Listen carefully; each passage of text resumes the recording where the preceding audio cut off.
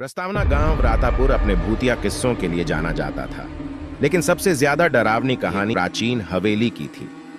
यह हवेली सालों से बंद थी और इसके बारे में कहा जाता था कि जो भी इसमें घुसता वापस नहीं आता।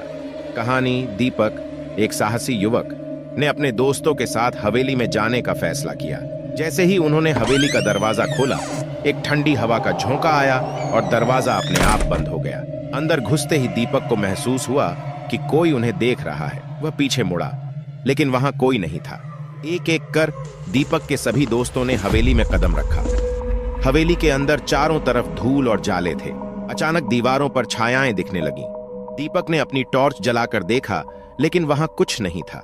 दीपक के दोस्त राहुल ने कहा, हमें यहां से वापस चलना चाहिए, यह जगह सही नहीं लग रही। जैसे ही वे वापस मुड़ने लगे, दरवाजे अपने आप बंद हो गए और एक भयानक हंसी की आवाज गूंजने लगी। हवेली के एक कोने से एक पुरानी घड़ी की आवाज आ रही थी। दीपक ने अपनी टॉर्च उस दिशा में घुमाई और देखा कि एक पुरानी घड़ी चालू हो गई थी। घड़ी की सुई तेजी से घूमने लगी और चारों ओर चीखने चिल्लाने की आवाजें आने लगी। दीपक ने घड़ी को बंद करने की कोशिश की, लेकिन घड़ी बंद नहीं हुई। दीवारों पर खून के धब्बे दिखाई देने लगे और फर्श पर खून की बूंदें गिरने लगी। दीपक ने अपने दोस्तों को साहस जुटाने के लिए कहा और घड़ी को नष्ट करने का उपाय सोचने लगा।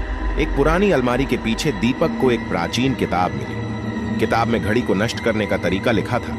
किताब के अनुसार घड़ी को नष्ट करने के लिए एक विशेष मंत्र का उच्चारण करना था। दीपक ने मंत्र पढ़ना शुरू किया। तभी हवेली के दरवाजे और खिड़कियां जोर से बजने लगी। दीपक के दोस्तों ने हवेली के बाहर भागने की कोशिश की, लेकिन दरवाजे बंद थे। दीपक ने मंत्र को जोर से पढ़ा, जिससे हवेली की बुरी आत्माएं चीखने लगीं। अचानक हवेली के चारों ओर धुंध छा गई और दीपक के दोस्त गायब हो गए। दीपक ने घड़ी को नष्ट करने की पूरी कोशिश की, लेकिन घड़ी अपनी जगह से नहीं हिली। हवेली की छत से एक छाया उतरी और दीपक के सामने खड़ी हो गई। छाया ने कहा, तुम्हें मेरी घड़ी को नष्ट करने की सजा मिलेगी।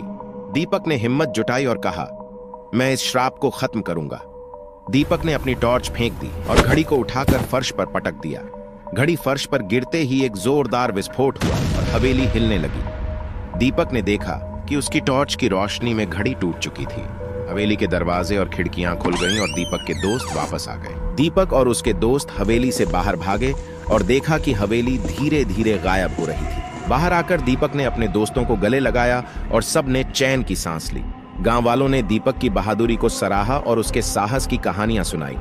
दीपक ने गांव वालों को हवेली और उसके श्राप के बारे में बताया और कहा, अब हमें किसी भी भूतिया चीज से डरने की जरूरत नहीं। गांव वालों ने हवेली के स्थान पर एक मंदिर बनाने का निर्णय लिया, ताकि कोई बुरी आत्मा वापस न आ सके। गांव रातापुर ने दीपक की बहादुरी को हमेशा याद रखा। डरावनी रात की कहानी ने गांव वालों को सिखाया कि सच्चे साहस और एकता से किसी भी भयानक घटना का सामना किया जा सकता है। उस दिन के बाद गांव ने कभी किसी भयानक घटना का सामना नहीं किया और हमेशा शांति और सुख से रहा।